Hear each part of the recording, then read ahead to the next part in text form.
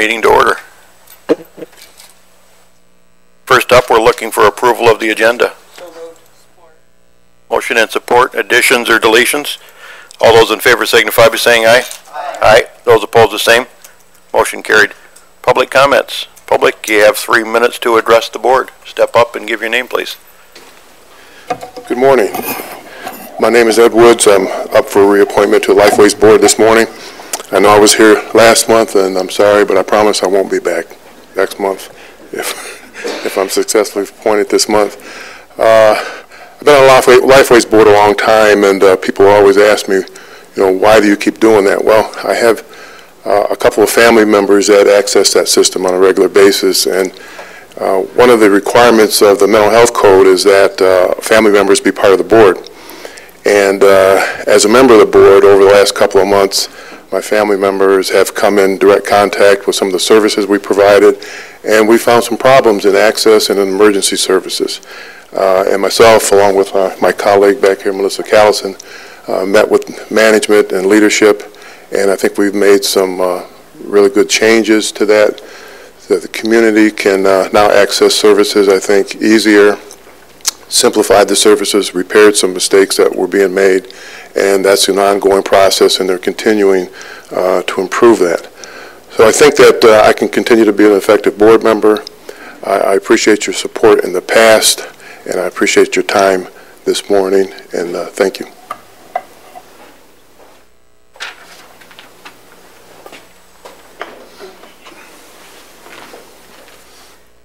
Good morning. My name is Melissa Callison. I'm currently a board member at Lifeways as well. My husband and I are parents of a young adult who is an IDD patient at the facility. He receives services there. And I feel that it's important to be involved in the board at Lifeways because as a secondary consumer, I see the needs in the community.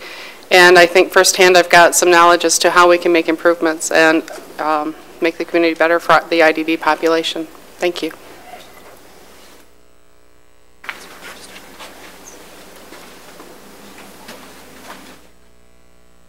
Good morning. I'm Jeff Peterson. I'm also a current board member of Lifeways looking for reappointment. I've also been on the board for a number of years, currently serving as vice chair, so hopefully in a couple of years we'll be moving up into being the chairman of Lifeways. My daughter is a consumer here in Jackson County, and that's what brought me to be on the board of Lifeways a number of years ago. She's a DD population. She's in the DD population, and my objective there on the board is to make sure that we cover everyone equally, and we provide services to everyone that need it here in the community, including the DD population. So, I would ask for your a reappointment to the Lifeways board, and have a good day. Thanks.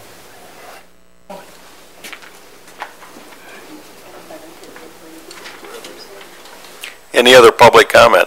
One more, looks like.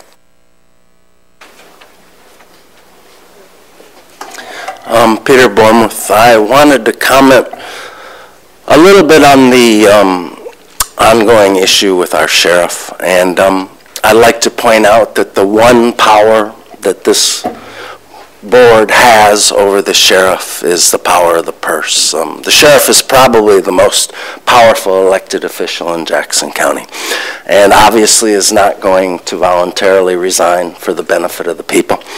And I'd like to point out that while he controls or takes up over 40% of our budget, only part of that is non-discretionary, and that is the part that goes toward the jail. And obviously we want all our services there, and we want everyone to be safe and good protection for both our employees, the deputies who work there, and the inmates. But there are discretionary things that this board could cut. And one of those is road patrols. And if road patrols are going to be used to harass minority citizens or target them or racially profile them, I would suggest that the best thing this board could do is immediately cut those road patrols. And since every single person in this county right now is driving down roads going, ouch, maybe that money could be spent on fixing our roads.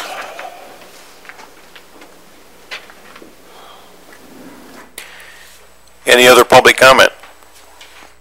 Hearing none, we'll move on to the committee items, first being the minutes from the February 12th meeting. I did catch one typo as the meeting being called to order, I think, by myself, and I was absent, would have been Rodney.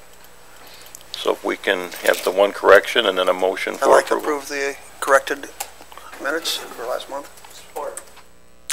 Motion and support. Any other corrections or additions? Hearing none, all those in favor signify by saying aye. Aye. Those opposed, the same. Motion carried. Takes us to appointments. First up, we have the Lifeways seats. We have 3 open seats, which are all public members. The current members are Ed Woods, Jeffrey Peterson, and Melissa Callis, and all that we've heard from. Those are the 3 applicants.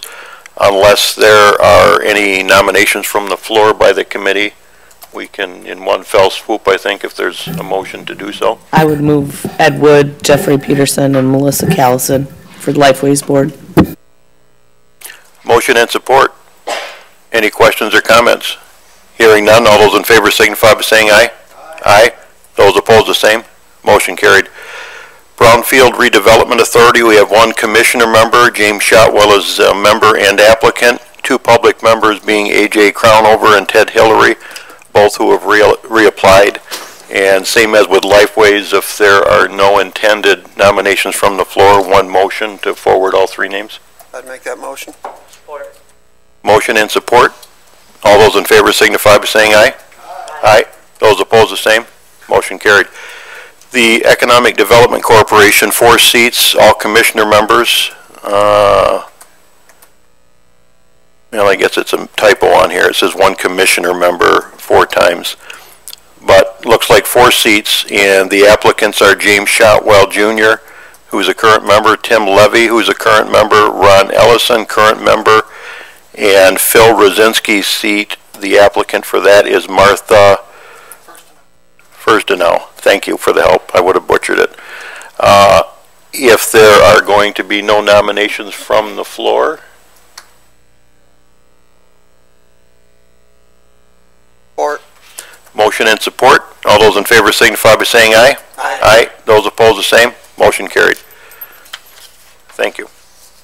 Takes us to the Enterprise Group EDC amended EDA revolving loan fund reuse plan, the 45-page document. Good morning. Amy Torres with the Enterprise Group. Debbie Kelly and I are here as staff to the EDC and present you with the amended reuse plan. This is a requirement of the Economic Development Administration, which was the original funder of the revolving loan fund program. This document is the policy document and operational document for the revolving loan fund that we operate. And we have been working on it quite a while on behalf of the EDC and kind of delayed it a little bit because the EDA just adopted new regulations in January of 2018, so we have incorporated those new regulations in the document, and also per discussions with the EDC have made it a little bit more flexible so that we can hopefully make a few more loans with it.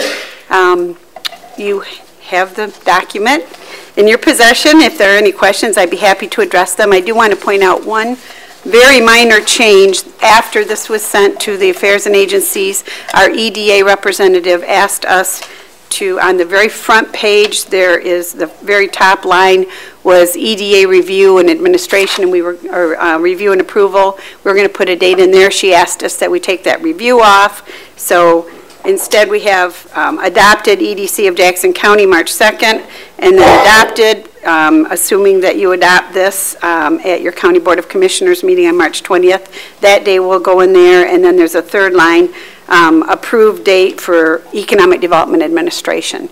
So we just move that down to the bottom, and once that is approved, we, by the EDA, will receive a letter, and then we will insert that date in the final plan.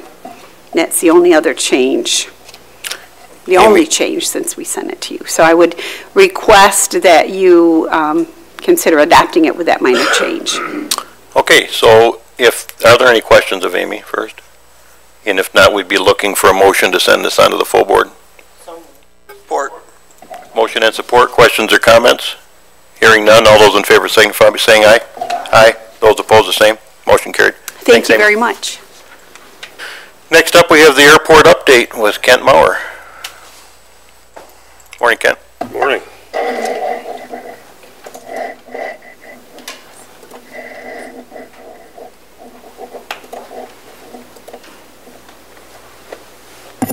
And I'll be very brief. Just have a slideshow that I have titled "The Airport by the Numbers," this runway safety project by the numbers. And just as an aside, do you know how runways are numbered? We have runway 725 and 1432. It's a question I pose to every Boy Scout troop and Girl Scout troop. They are numbered based on the compass heading that you would have on your aircraft if you're using that runway. You just add a 0. So runway 7 would be 70 degrees, runway 25 would be 250 degrees, or it should be close to 250 degrees. It's not exact, but when runways were first developed, that was the only way that people navigated. So, just a coincidence. So the 725 project started in the fall of 2015 and finished, this is a little bit clairvoyant, in the spring of 2018. We just have to do some milling and grooving. The cost of that runway, 725 alone, was $29 million. And the landfill relocation cost, in addition to that, was $6.5 million. And then I have a little bit more detail. So this is a photo looking kind of south and west over Kmart. And you can see the 25 in the left side of the photo. And then what you don't see, which I should have included, but I didn't take the photograph, was the 1,000 feet of safety area that's between there and Airport Road. Then on the other end, you can see in the far distance the 7 end, and then you can see the 1,000 feet of safety area that are between there and M60, or actually between there and a ditch and some fencing. And then you can also see the full parallel taxiway just to the left. And then you can see also the portion of runway 624 that we left there. And that is for, it's really faint. It isn't as dark a pavement as the rest of the photo. And it's left there for two primary reasons: aircraft parking. In the past, when NASCAR was going great guns, we would close a runway to park aircraft. And I never thought that was a good idea, but we had no choice. But now if you have overflow aircraft need, you can put them on that runway. And if we were to get a blizzard that we got behind and had to have trucked, there you have the staging area for the snow. And that has happened in 2000. That happened to the airport, with no place to put it but out into the turf, and then that really rutted up the safety areas. There have been 33 funding grants throughout the entire course of this project, and that includes 1432.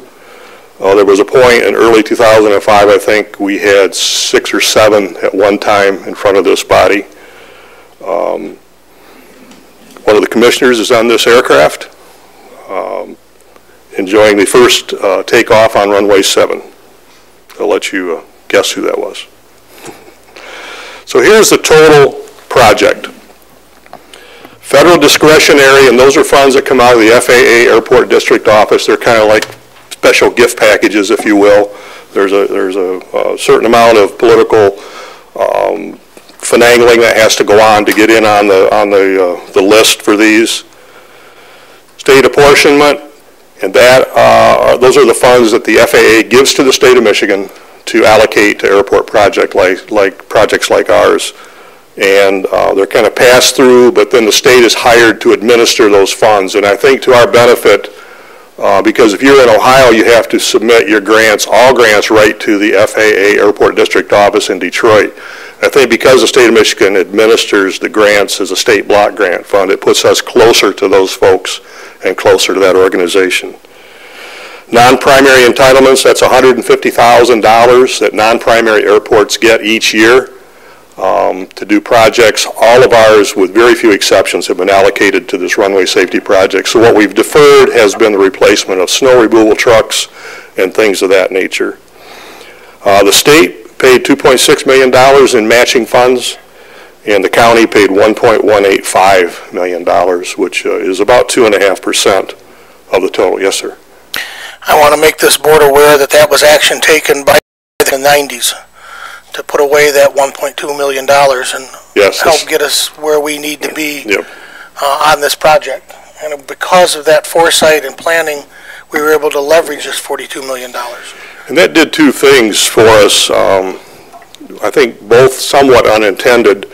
When we met with the FAA after I got at the airport, they wanted to know what was the community support for this project. And oftentimes it's lacking, or it's the opposite of support. And when we identified that the funds had already been banked on almost a pre-basis to allow incremental achievement of what the match would be, they equated that to community support. And that went a long ways towards selling this project.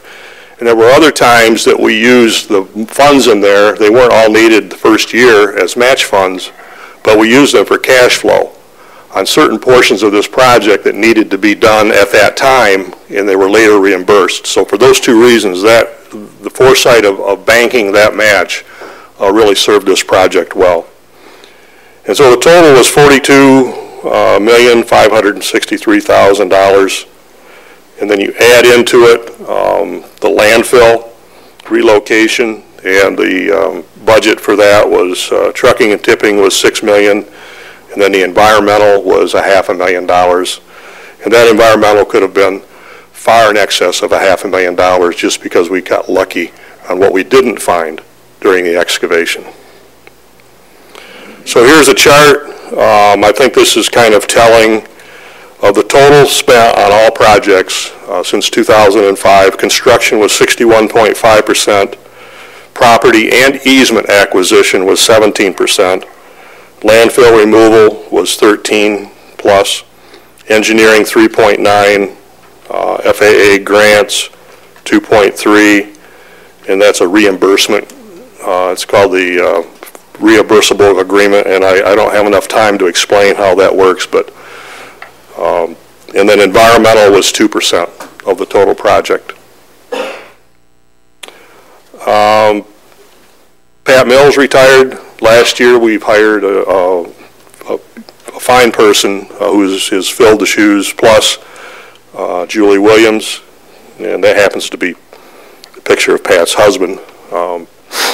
Dave Flynn, who was the air traffic control chief. They met at the airport after Dave's wife passed away, and so I affectionately call Pat a runway bride. Sorry. And then the other thing that was notably done since I last reported is we finished our business plan. You know that because we presented that plan to this group, and I think that really is going to serve the airport well over the next 4 or 5 years as a guiding document for future planning and projects other than runway safety projects. And then just mark your calendars. I've done save the dates. We're going to do another invitation here in the near future. But on the 27th of April at 10 a.m., we're going to have a 90th anniversary celebration and a runway dedication. And it will probably, I'm going to predict, be one of the most fun events that you could attend. For some reasons. We'll have the B-17 there, a couple of T-6 World War II aircraft, Phil Bickle's Dixieland Quarter Band to provide some fill-in, and some throwback food back to maybe what they would have served 90 years ago. And that's all I had to give you a little update on the airport. Kent, I'll say that I came on the board in first elected in 2000, and I appreciate not just the job you did on this project, but really the airport overall. You've done a great job for us. I appreciate that. Commissioners, any other questions of Kent? Okay. Thank you. Is that the shift that was on I took that photo with my cell phone at South Haven. It's somewhat symbolic. I won't say any more. Yeah, congratulations. Thank you. Thank you, Ken. Okay, next up we have the JC.Road certification book. Good morning, Road Department. Morning. Did you want lunch again with this meeting? This is going to be a fast-moving agenda. Yes, it is. I'm going to have Angie speak to this issue. She handles our Act 51 certification in the engineering department. All right, good morning. So before you is the Act 51 report. It is an annual report that we have to submit every year that has our mileage for our primary and local roads, and they're divided by urbanized and rural to get our Act 51 funding through the state. So this year we had 2 changes to the report from 16. The South Deering Road extension that the board accepted in February of 17. And then there was an oversight on the old McDivitt Road. Somewhere years back it was dropped off the map, and it was caught when we had a resident, I think it might have been a commissioner, inquire about it. And we found that it was missing, so we're adding it back in. There was no board action to remove it from the certification ever, so it shouldn't have been removed. So those are the only 2 changes to the certification map. Otherwise, it gets signed by the chair, and we send it in for our certification, so our Act 51 funds continue. What are the chances we have other roads like that that have dropped off the certification book, and how would we figure that out? I'm currently driving the county, Dave. Yeah. We have a lot of mileage, are we? What are the chances? I would have said it's highly unlikely until we found this one. I'm not exactly sure why it did. I've never had it happen before. It's usually a big ordeal to get it changed at the state, so it happened years ago before they had their checks and balances in place. But now to get the South Deering Road accepted, we have to have the board resolution and the easement language and everything for them to add it. So to get something deleted too, mileage comes off and they need the board resolution to show it was deleted. So they have checks and balances in a spreadsheet that they do with the mileage now. So it shouldn't be happening. Years ago it could have, and our team will, as soon as we find it, will get it corrected. Okay. Looking for a motion to send the book to the Board of Commissioners to have the chair authorized to sign it. So moved. Support. Motion and support. All those in favor signify by saying aye. Aye. Those opposed the same. Motion carried. Thank you. Hot mix asphalt.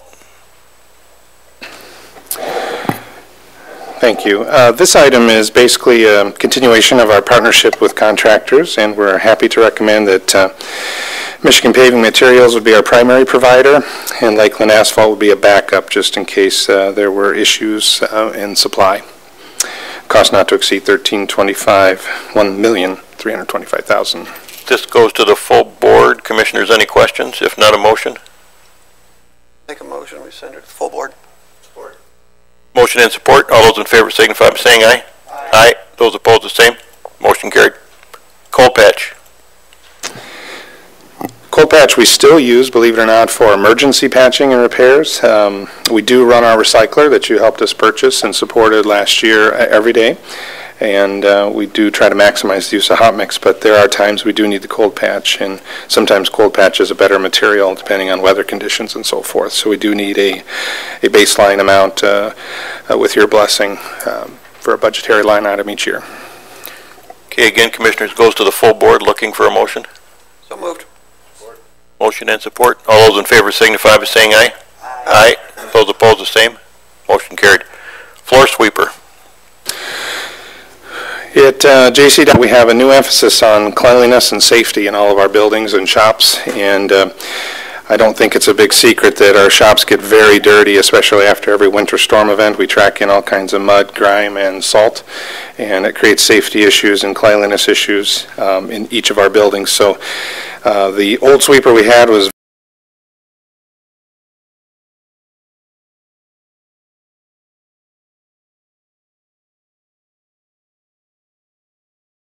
ride around and quickly clean up shops. So this was our preferred machine.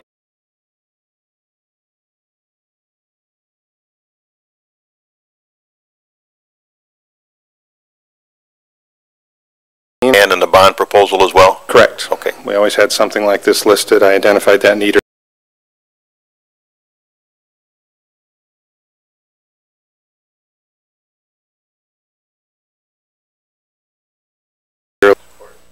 Motion and support. Questions or comments? John? Really more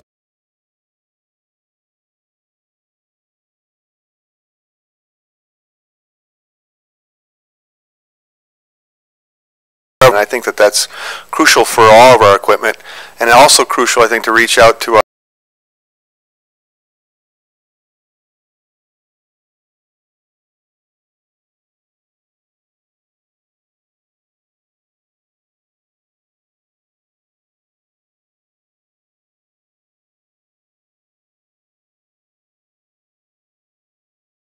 happy and excited to do. So yeah, we're very happy to partner. Any other?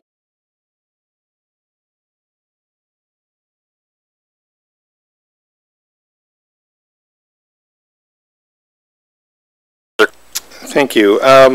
With, you know, we've had these mild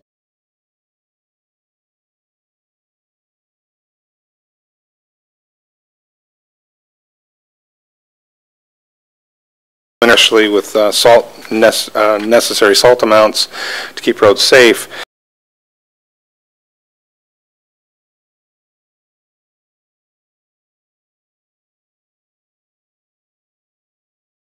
Some of our aging vehicles in the fleet were wasting quite a bit of salt. That was our opinion. So, and the drivers really had no way of knowing sometimes how much is going down, not like they do on the new salters. So we did a cost-benefit analysis and determined that it would be very prudent for us to invest in some new salters that can be reused on other vehicles throughout the fleet in the future. So we make this recommendation to you today, and we expect a very quick return on investment.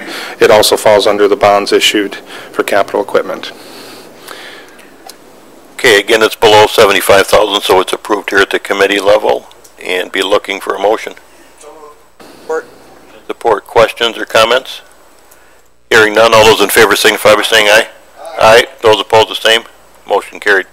Chris, Federal Aid Exchange again. Yes, thank you. You're now seeing the formal agreements with the partnering counties, and we have before you today the Berry County, Ontonagon County, and St. Joseph County and Wexford County agreements, all put together now. You see some variation in the dollar amount, exchange amounts, but that's negotiated. Both Berry and St. Joseph County were in on an earlier pilot initiative, so their dollar amounts are at 90 cents per dollar. But for Ontonagon and Wexford, they were very pleased to get the 80 cents dollar exchange rate. Chris, why does it vary between the 80 and 90 cents? Other counties getting interested in it, more competitive, or what? Right. It's negotiated between counties, and so it's kind of a bidding war. Some, like I know with Kent County and Oakland, I think they were at 75 or 80 cents on the dollar. So we are already doing some projects. We were just looking to expand scope of those projects. So we feel that even at the slightly higher exchange rate, we're still gaining substantially. Okay. Phil. Question for Chris. I want to make sure I'm understanding it correctly. We are actually buying $1 worth of road repair money for 80 cents on the dollar. Is that how? That's correct. Okay. So the rural counties, the small counties, it's a lot of red tape to use the federal funds. And we have the engineering folks. We go through the normal quality assurance control procedures, and we're bidding that work out in partnership with our contractors. Whereas the smaller road agencies, you remember our discussion about sizing for winter operations. They're trying to keep their people busy in the summer. So they'd rather just employ them to do some chip seal work and other things. They still have to use it on their federal aid road system, but they can do the work in-house without restriction. Very good for you guys. I commend you on it. Thank you. Next morning. Thank you. We were running with the big horses out there with Oakland and Kent, and we were successfully in there. I think we all got 5 apiece, if I remember the numbers, or something like that. We got at least the 4 here for sure. I hope the general public watches, because there's some perception out there we're still not fixing the roads. And you guys are right at it. And if they could only know the whole story, paying attention long enough to see the whole story, they would appreciate what you're doing, I'm sure. We're sweating at the brow every day. Our folks are very passionate and very busy designing and getting road work ready. Thank you for what you guys do. Thank you. Okay, additional questions or comments? If not, a motion's in order. This goes to the full board. Motion and support. All those in favor signify by saying aye. Aye. Those opposed, the same. Motion carried. Shoulder machine. Yes, this was part of our capital equipment bond. It was one of the proposed items. I think right now we use a loader-mounted shouldering machine, so this is much like a chip spreader, where it can work directly with our trucks, be faster, more efficient, and has a very nice return on investment. So we're seeking approval to proceed with our purchase now that we've determined which machine we'd like. And Chris, again, part of the bonding? Correct. Okay. And reimbursable and chargeable to all projects that we do, and can count as our in-kind match towards local road work that we do. Okay. Any questions or comments? If not, a motion's in order. Motion and support. All those in favor signify by saying aye. Aye. Those opposed, the same. Motion carried. South Deering Road resolution. You want to speak to this, Angie? Is that okay? Okay, earlier on the Act 51, I talked about South Deering Road being accepted by the board in February. There was an oversight on my part.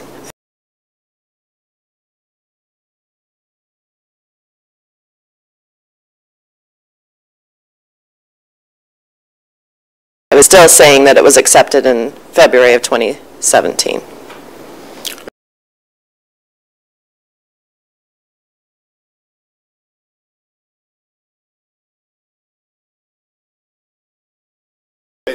Aye. Those opposed, the same. Motion carried. Thank you.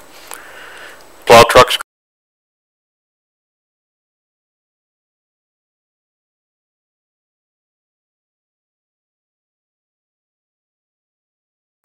Our dire situation with plow trucks. We're happy to see with the approved purchases you've given us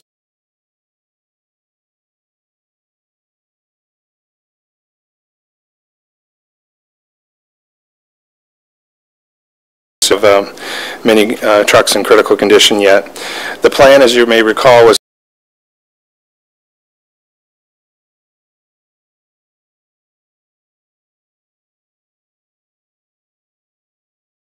to reevaluate. So this is basically a proposal to purchase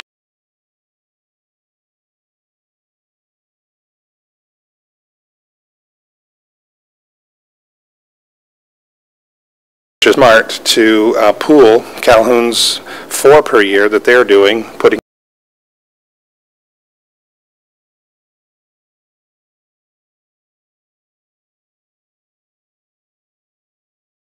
between 60% and 80% of the trucks fully funded through our state contract. So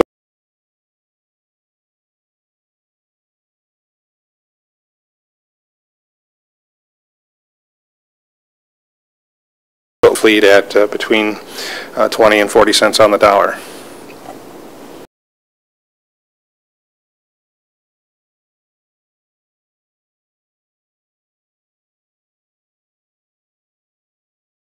Yes, you're right. It'd be 2 separate motions with 2 separate vendors. Yeah. Okay, we'll do.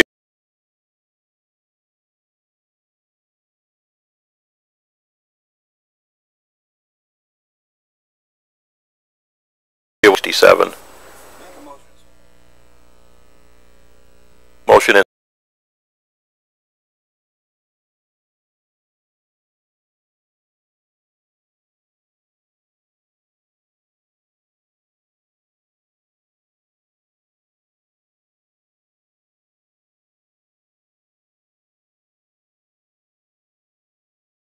Of $96. Looking for a motion.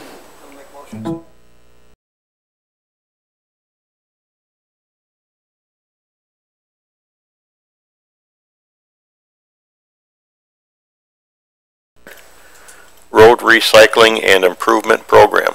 Ouch.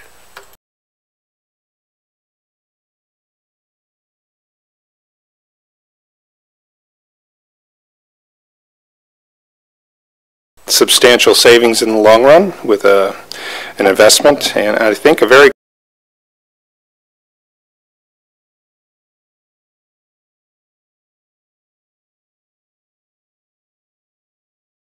quick overview of the presentation I gave a week ago. I did add a few new things, and so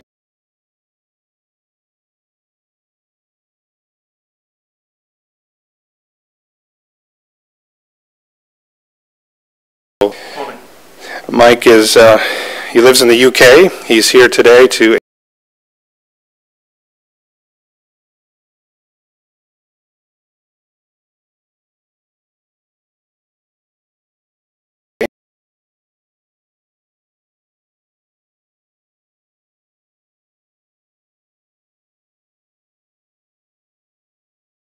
In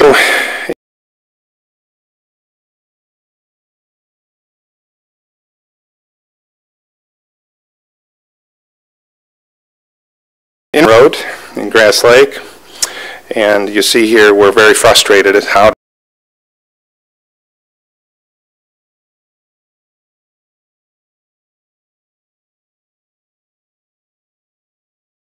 the driveways, as we know, so it's a very big worry. And when we're done,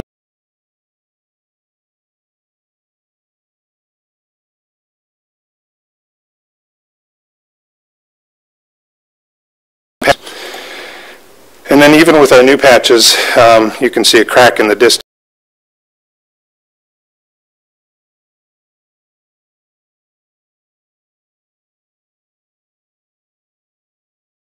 This weekend, spending a little time looking around some projects near where I live in Kalamazoo County.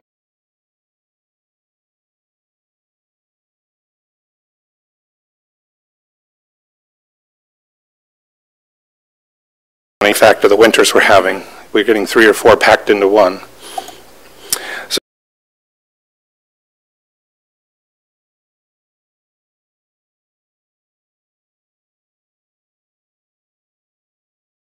And we need to do something different. You can see here when we patch on 94 that it takes a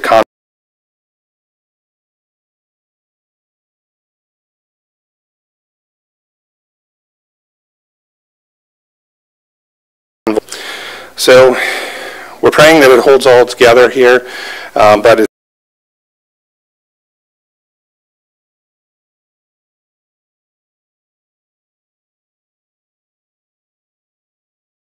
this recycling development, I guess, in our industry.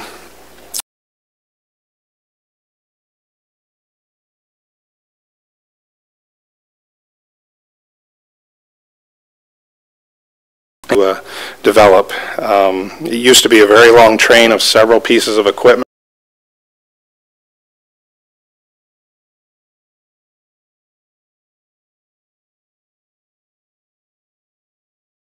Animation that I'll show you here shortly. So how do we get there? Our roads deteriorate.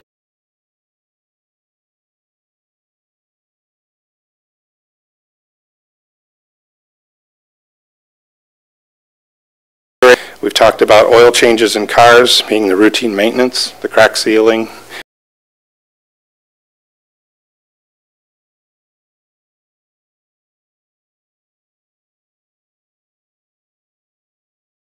And unfortunately, that's where most of our roads are. And that's not a good situation.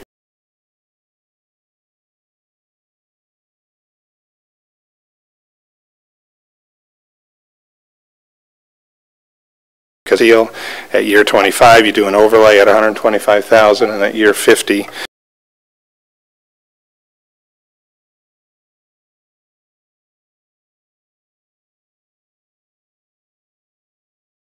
had this major work. So we kind of come to this point in time where that's what's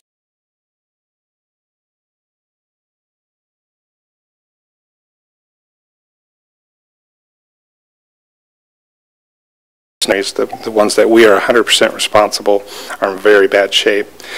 Those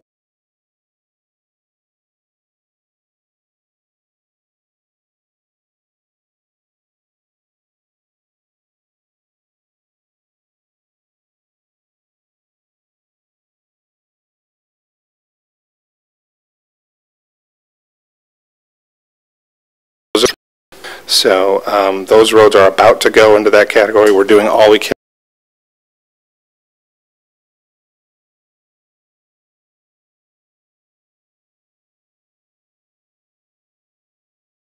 And 7 or 8. The local roads are abysmal. We've talked about this before.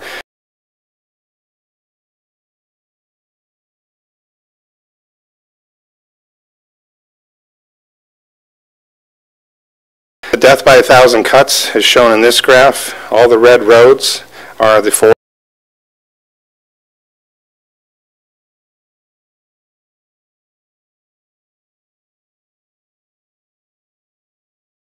By 2030, if not sooner. And that's what this program is really about, is how can we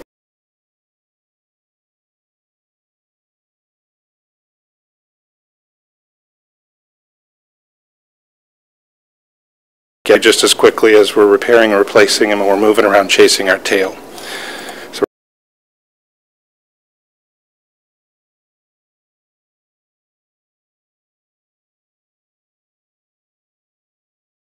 we're them at good and fair, with emphasis on 75 to 80% of them in the good category.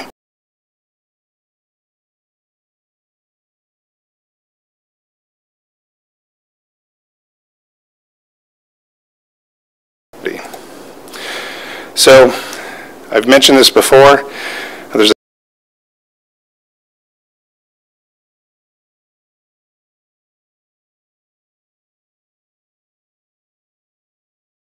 for 2 weeks worth of work, and since I last talked to you, that number has climbed dramatically because we've had another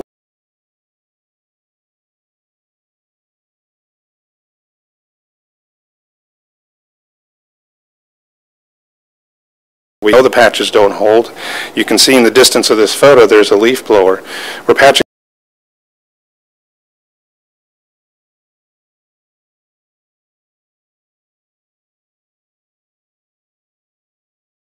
We're doing the best we can. We have very dedicated people and they do care, but this is a very frustrating job.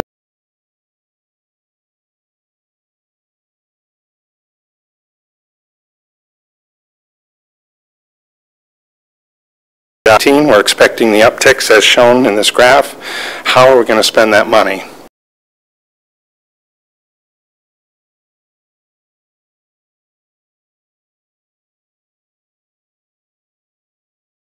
For the next few years towards construction, so that I can get by 2030 the patch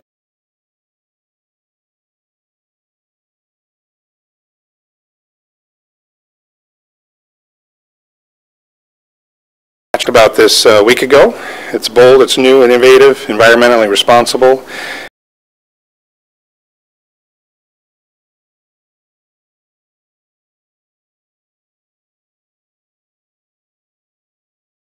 That we proceed.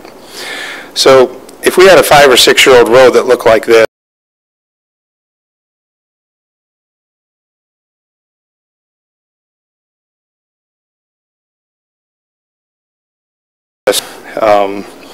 and that there's not a single crack as we drove this.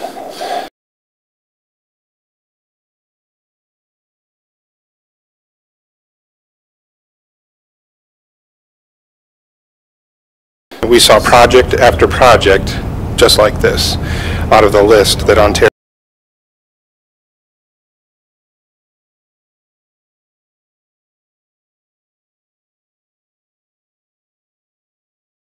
but that's all you see. You don't see patching. And in the appendix of the presentation,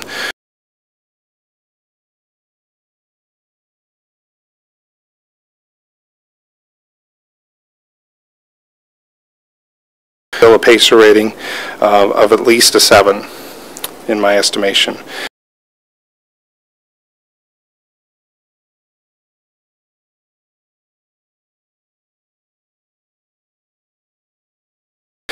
And it has had time to demonstrate its success. This is what one of our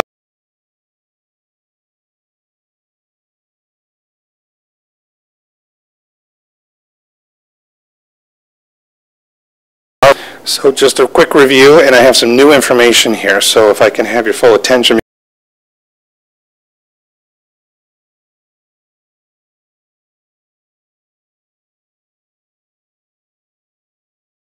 You could be down the road. It's all about how those forces. Remember this rule of thumb.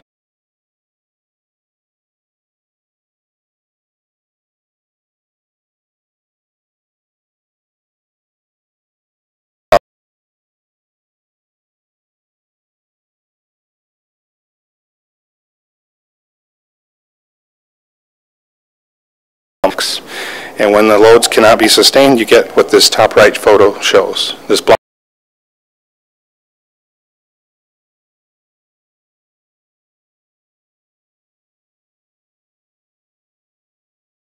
is over time. Here, if I can have someone help me.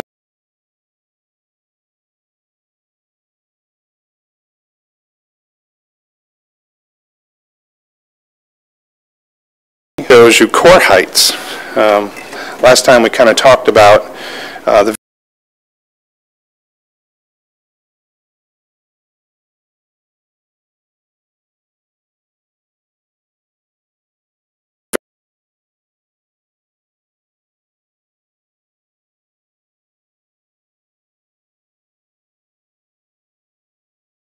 variation. There's not a lot of consistency as we look at our roads, and even the same road would have all these variations.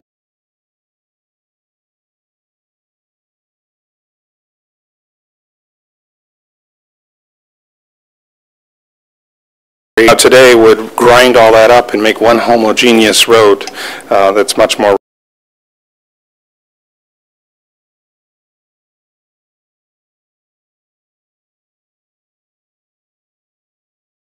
And I got a couple minutes, Brett. That's the new core that you've seen before. You can put it.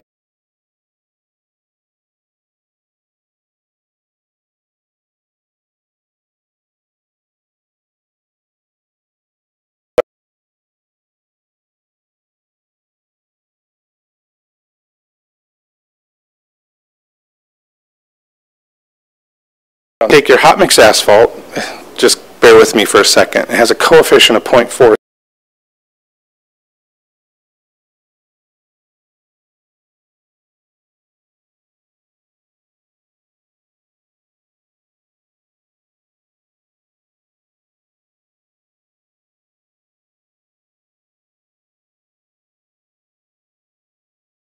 You take your 3.5 inches of HMA, multiply times its coefficient of 0.43. You get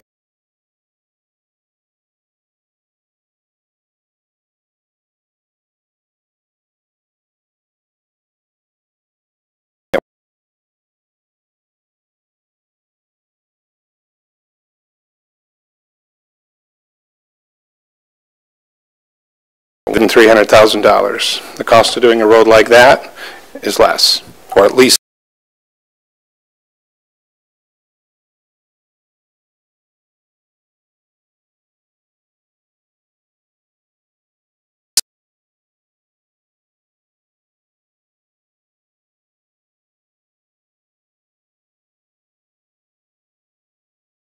Zero in some cases.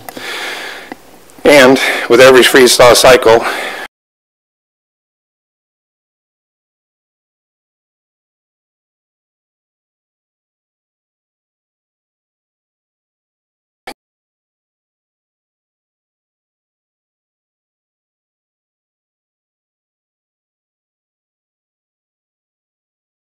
inches, maybe 1.5 inches of asphalt on top at that strong coefficient of 0.43.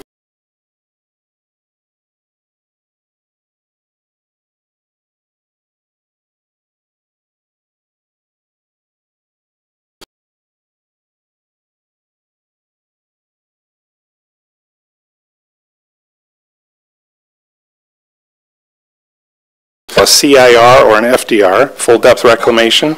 So you're combining the asphalt with the base.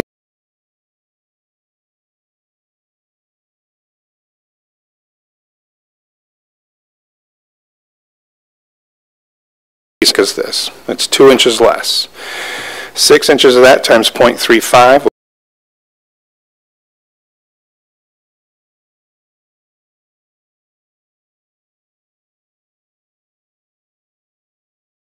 Only 2 inches of HMA times 0.43 of 0.86, you get a 2.9.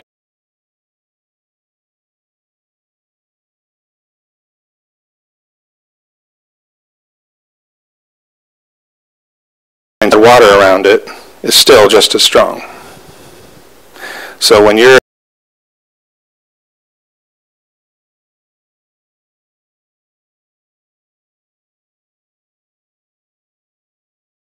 method to get rid of weight restrictions on many of their vital roads for commercial traffic.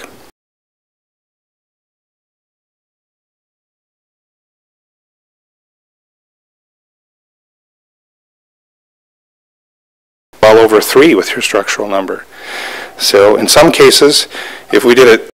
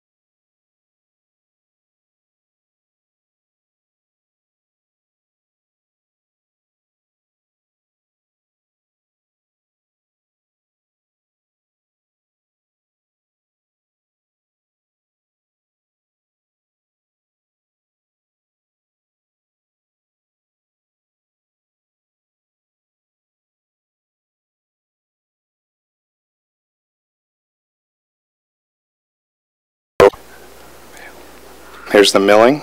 So you might be wondering in your subdivision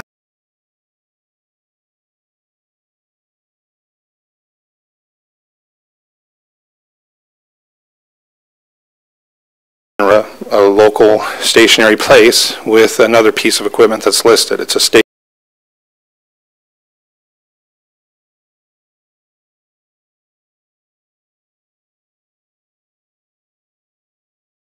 of roads throughout the county. Not every road would be a solid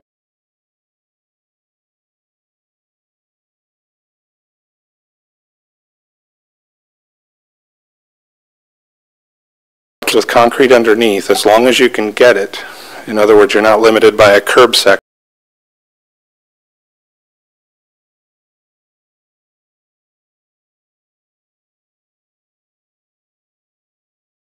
Voids and helps to buffer the reflective cracking up through the top surface and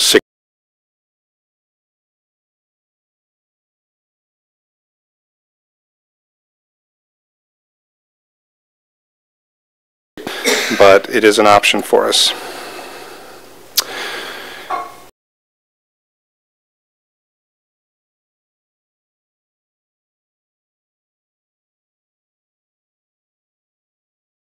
Flagging things, making sure we look into details, making sure that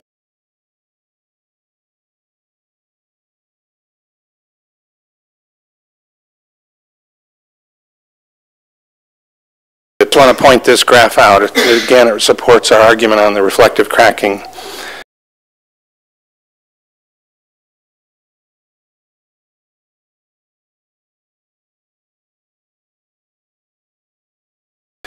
The two there, they're down here at 0. This is cracks per kilometer.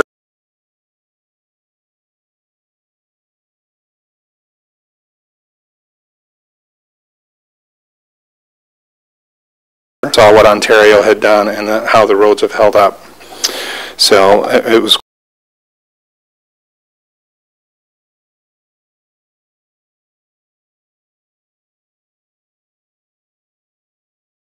we need to help our rural townships. We need to help all townships, to be clear.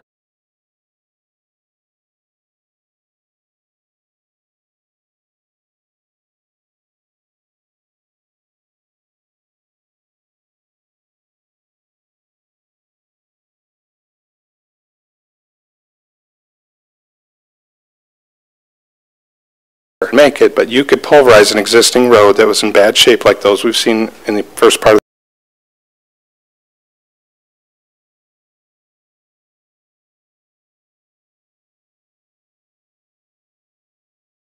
the pulls on the recycled asphalt if it's graded properly.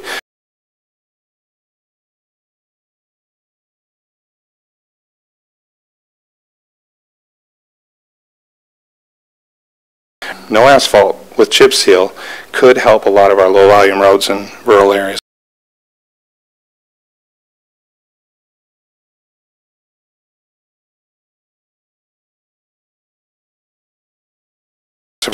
And then we overlay it. It's called a Texas under seal. So that's really all we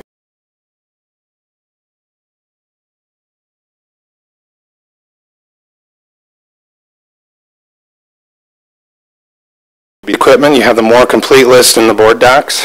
A lot of these numbers were preliminary at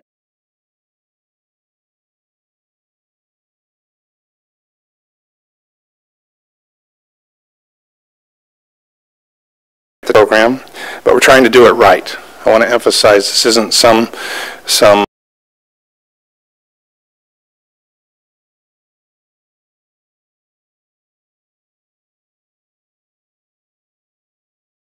So, in summary, we know that the traditional costs of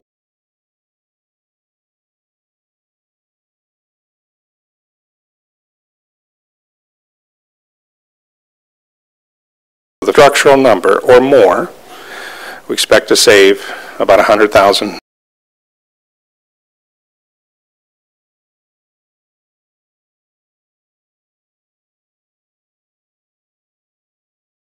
But it does pay for itself after approximately 50 miles of road improvements.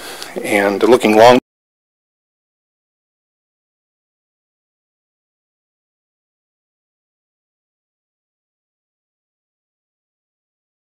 help accelerate how fast we can get our roads improved and get us towards that 2030.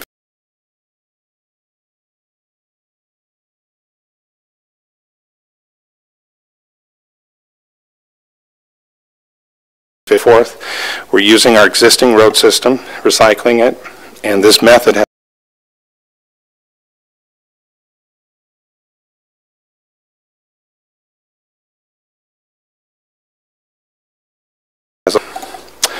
closing thoughts. We've seen this slide before.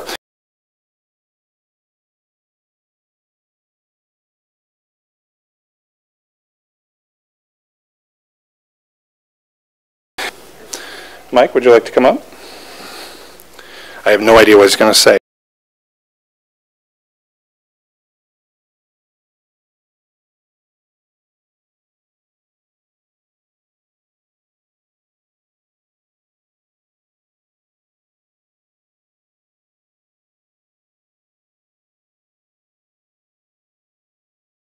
Group.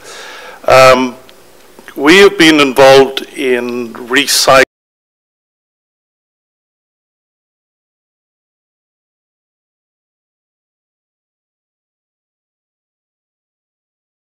years. We have been developing the process and the equipment to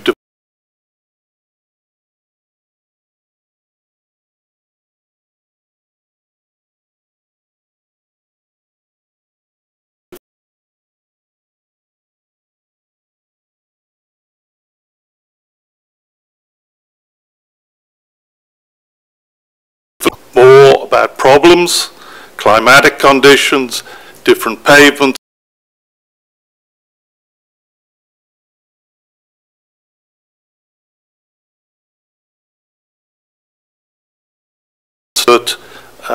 history in recycling of pavements.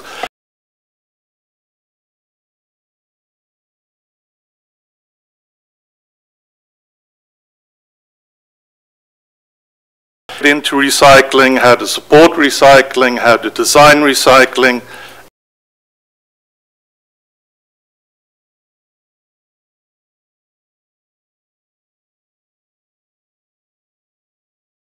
And being grilled by your team in the county on 2 occasions now.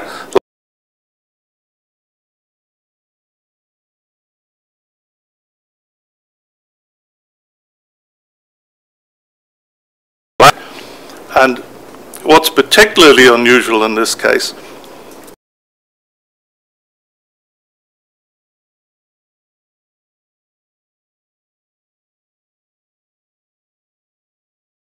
don't travel anymore. They're not allowed or available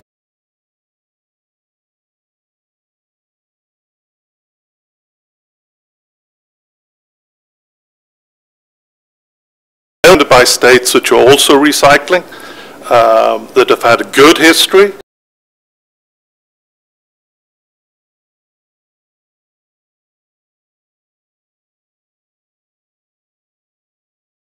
And well designed, would not work as explained by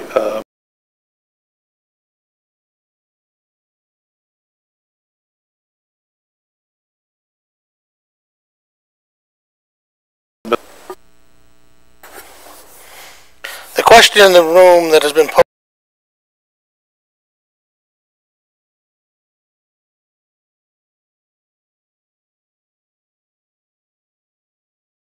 and contracting for the services and providing it to local government. And I think the question would be,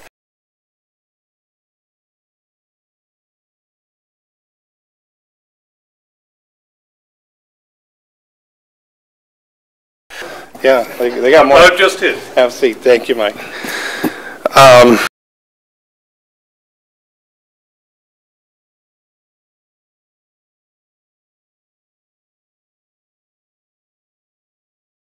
Gets bids out and experiments.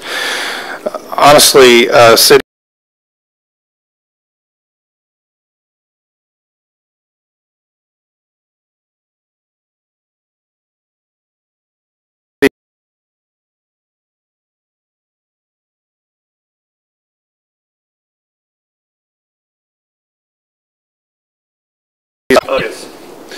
And he's seen much more than I have, but in talking with colleagues and peers,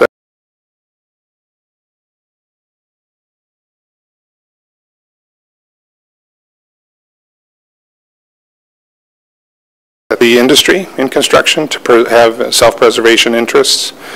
To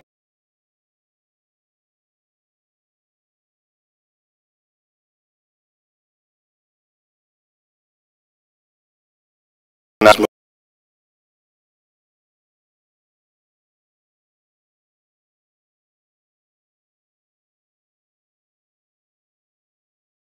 One of the comments that has been made that this machine system doesn't work well in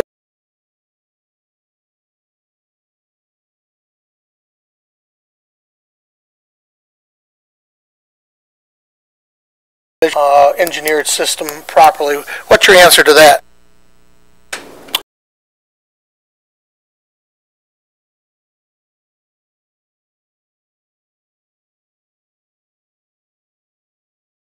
Alaska, we've talked to Alaska officials.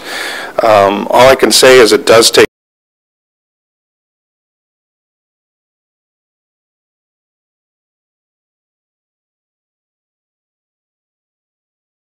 a sample of what there's a small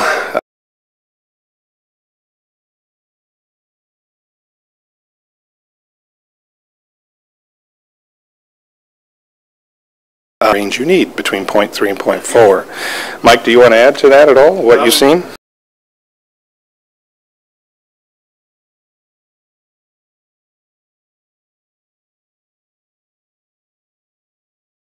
Not always have 5-6 inches of asphalt. You're getting into the dirt or the subgrade.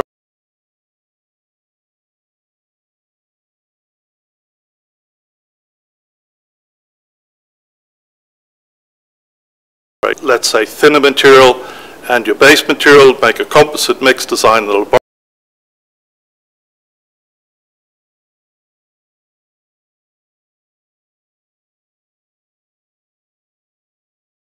already been brought up by your team here.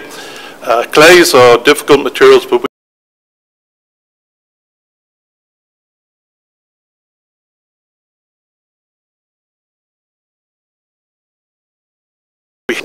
so when you're recycling, you will hit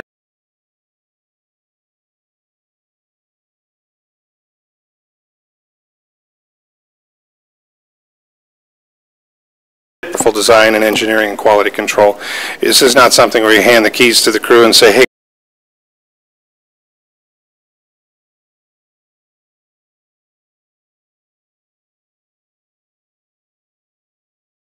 project in some cases to make sure it's holding, and then proceed with the rest of the project to make sure.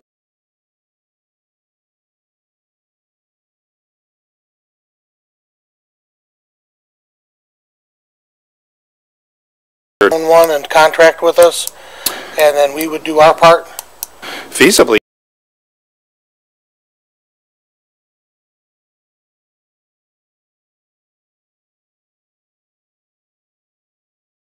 If the money was available is the key. That's what I'm asking, is if we came up with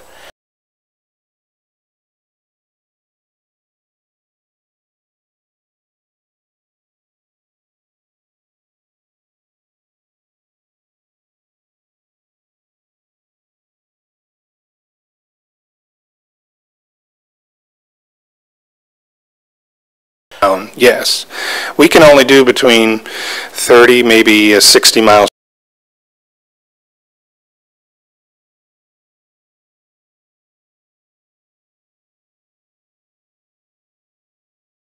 Highways you might get 80 miles done. So that just moves along like a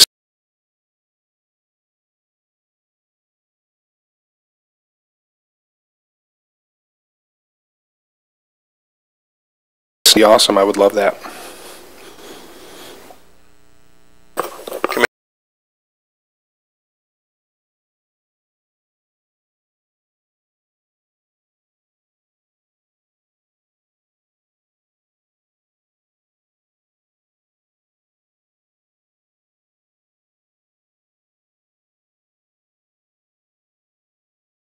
A lot of these machines are not yet 15 to 20 years old, from what I understand. Some are, but this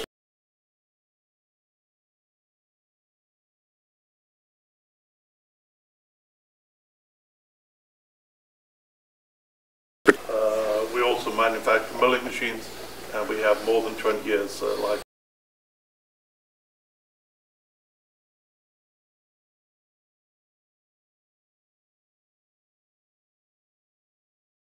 Does the structure stress out where they're now, it's going to start breaking?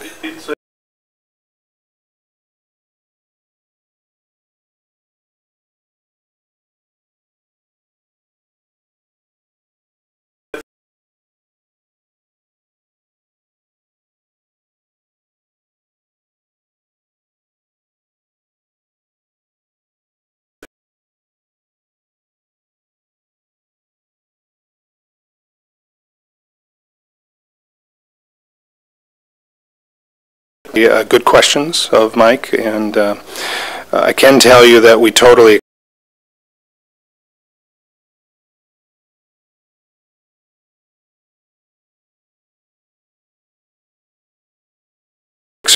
that's all recoverable. It's like an internal service fund, a bubble, and it has to pay for it.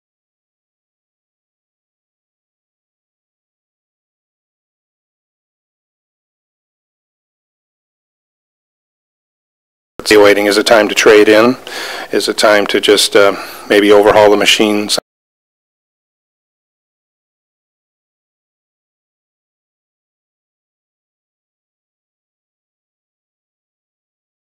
Some of it would be done proactively. Okay, I'm a little bit, you said 12.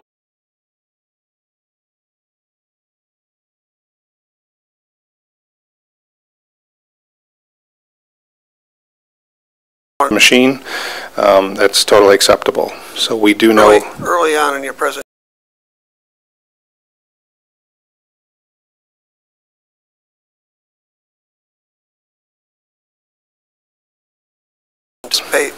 It will have paid for itself, yeah. So about 2 years. Okay. If we're doing 20 miles.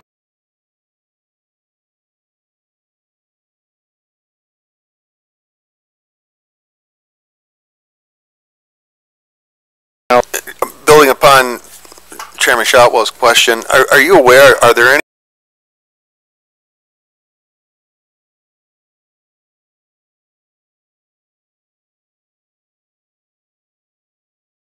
Michigan, as far as a Michigan-owned and operated company that has this process?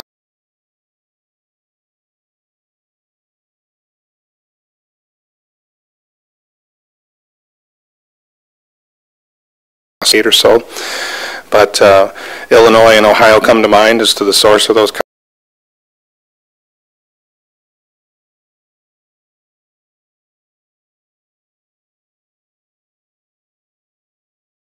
Colleagues out there and sources, there have been no inquiries or, hey, come.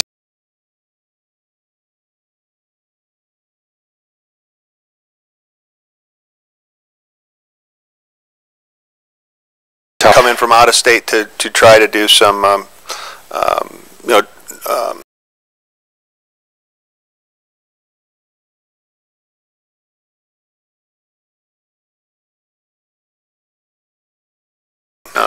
We are aware of some of those projects, and in each case,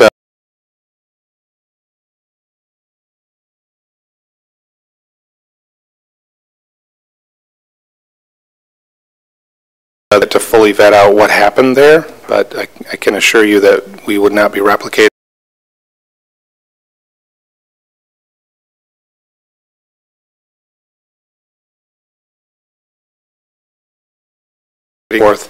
That is one thing I worry about. If we're going to do the program as aggressively as I'm talking about,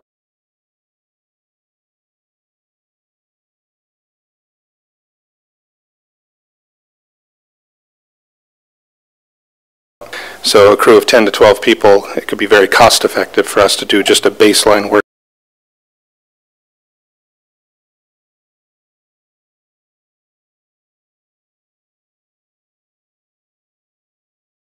That's had this process in place on some of the roads or Wisconsin?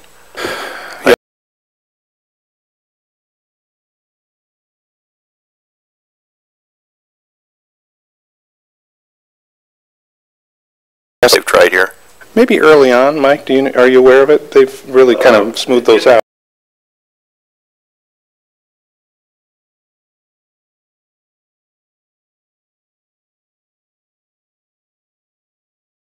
Were not as good as they should have been, but now the engineering and the technologies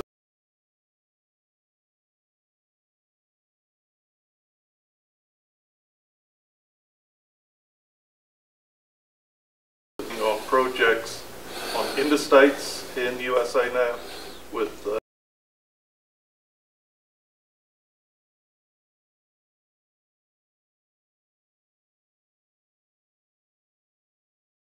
Just for a second, I had asked you this previously. Your plan is to not ask for increase.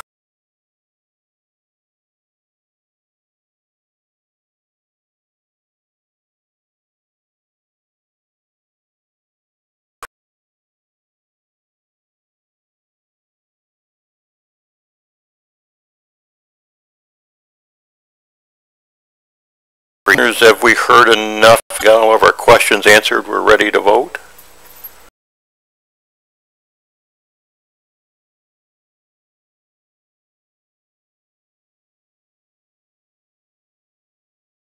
Package / program of $5,243,500.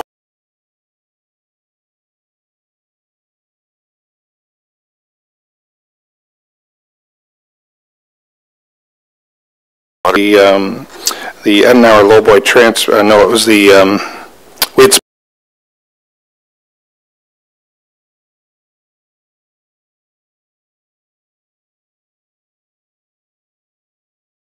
best total. So perhaps we'll work out those details in the next 2 or 3 days and get it.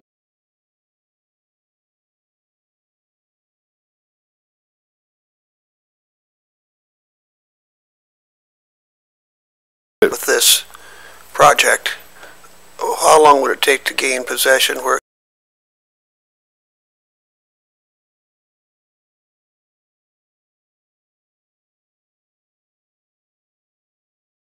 Penciled us in for the end of April for some training? yes, I think the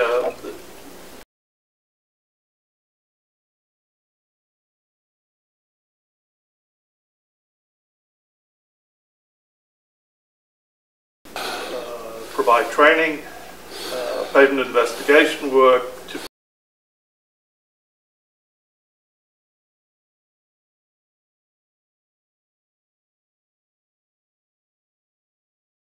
in talking with references, the company will show up 2, 3 years, 4 years.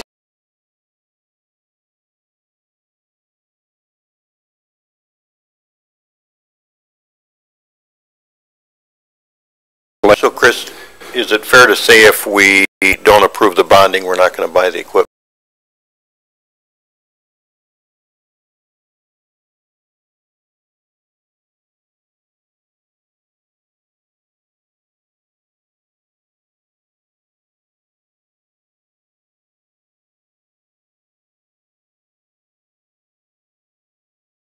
Motion up to that amount to forward to the full board? I'd make the motion to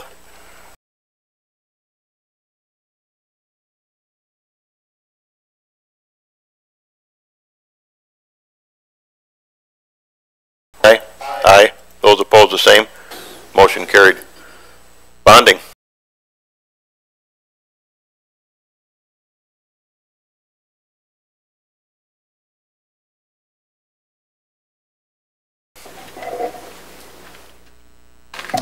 Yes, good morning. To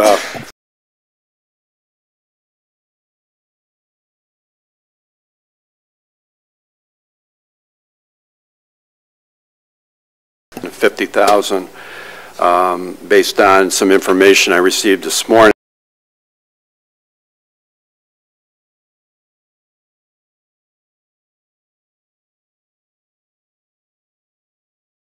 $20,000 as the total. This resolution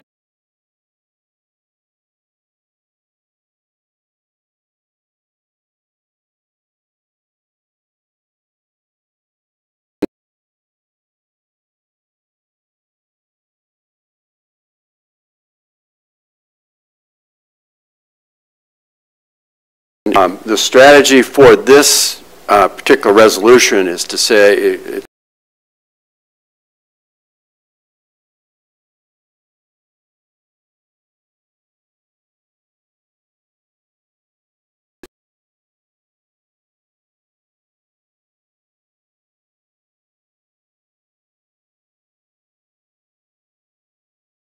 this is the intent to issue the bonds, a 45-day notice.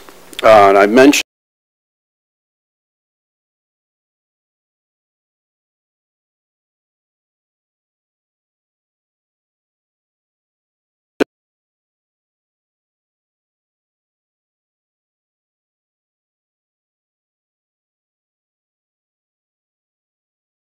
recommended the general obligation bond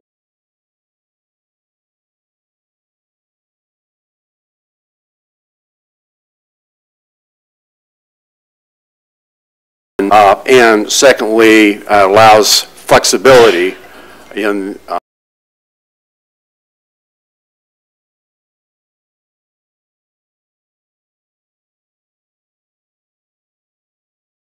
piece of equipment. So in view of the complexity of this package, that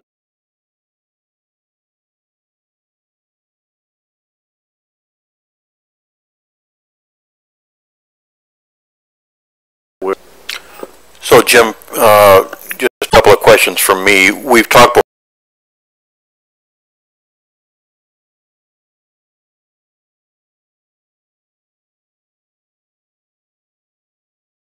or is it all lumped together when they tell us how much we're able to bond for?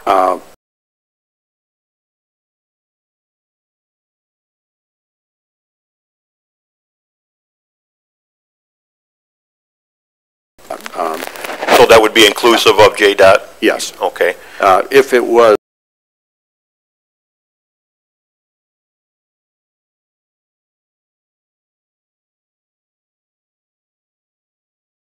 entitled to each year.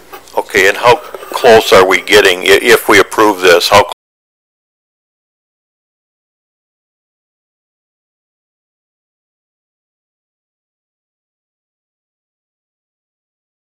for me, are we confident that we'll have the money ongoing year to year?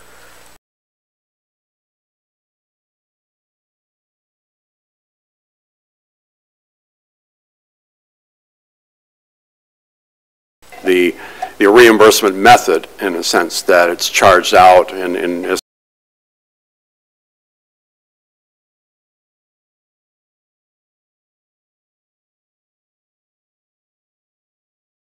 then it's going to pay for itself in terms of savings going forward. So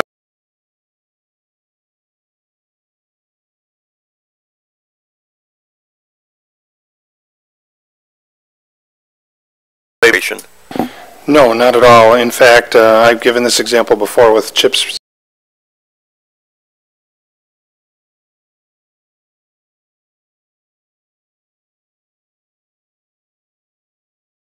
The savings we're going to see on projects and future maintenance of roads we're constructing.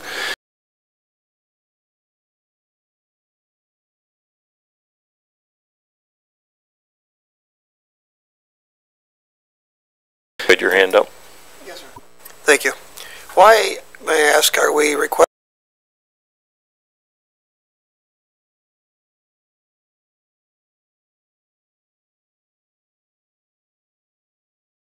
$1 million to purchase the equipment? Right.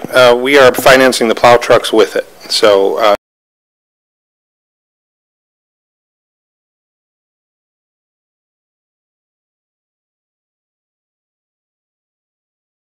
and Jim can speak to it too, that's the wisest way to do this at this point, because we're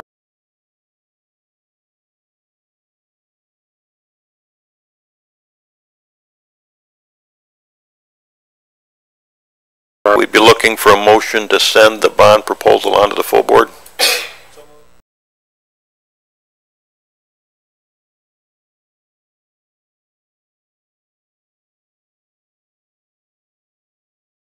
Thanks for the great detail, and thank you, Jim. Thank you, Jim.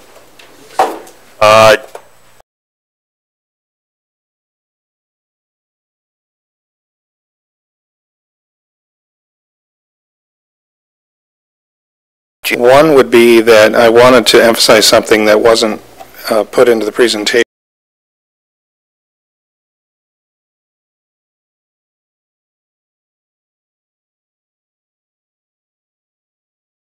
Has an average daily traffic of over 2,000 cars per day. Federal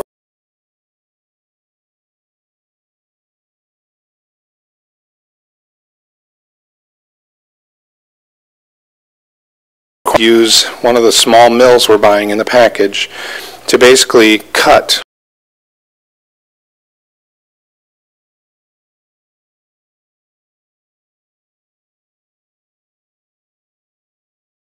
reflective cracking that you often see at that seam in the future, if that makes sense.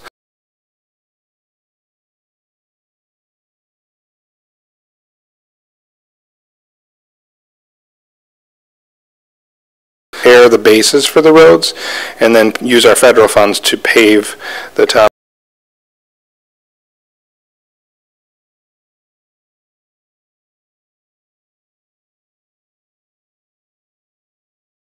Big piece of news I'll add and supplement to the write-up you have is that I'm happy to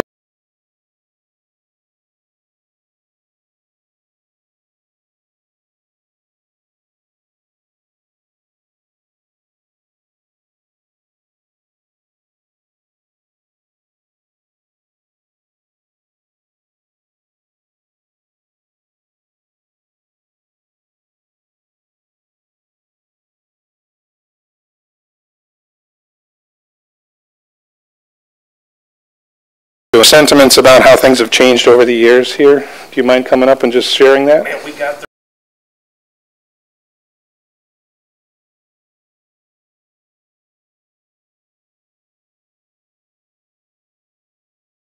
we used to, you know, we're just used to, oh, you're going to say it? All right.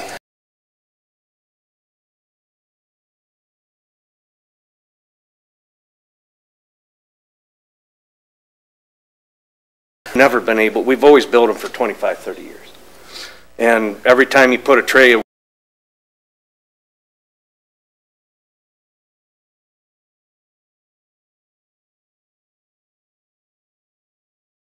wobble surface there, so that water can't get in it. It can't make it do that.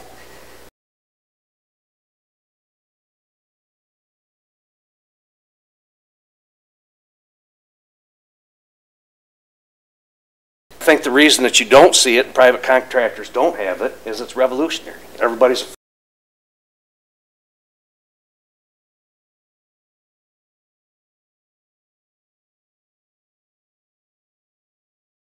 afraid. Thank you. Thanks, Sean. Appreciate it. Chris, can we go back to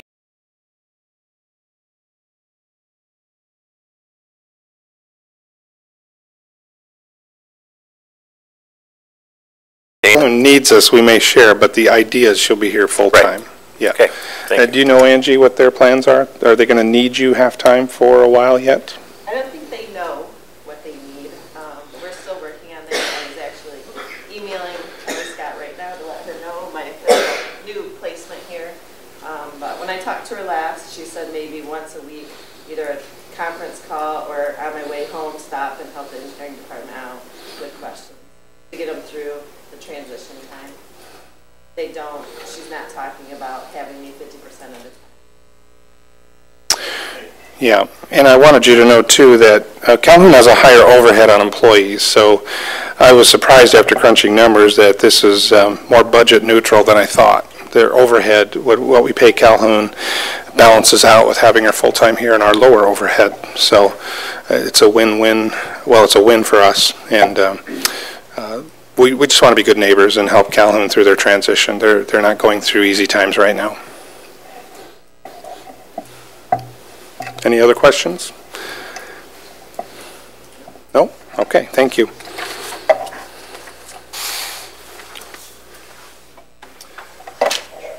Okay, that takes us down to other business being the claims. The claims have made their way around. Move to pay the claims. Support.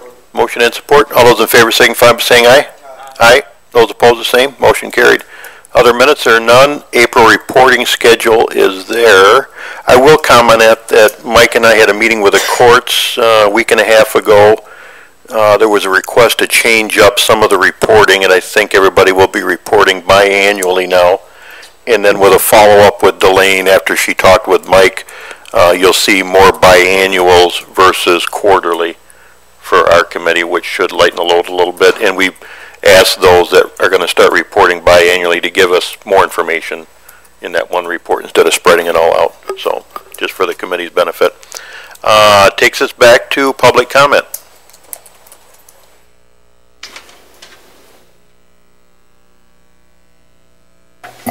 Peter Bournemouth. I'd like to offer my wholesale recommendation on this recommendation for the road recycling and improvement program. Not only is it environmentally sound, but it's going to build us a better base of roads that last longer. I know all of you get complaints all the time about our roads. It's probably major thing that constituents call you about, and they're terrible right now, and this is an innovative proposal to deal with that, and I congratulate you for supporting it and sending it to the full board, and I'm glad that no private enterprise stands between the possibility of us choosing this innovative system and implementing this innovative system in Jackson County. Thank you. Any other public comment? Hearing none, committee member comment. Hearing none, we're adjourned.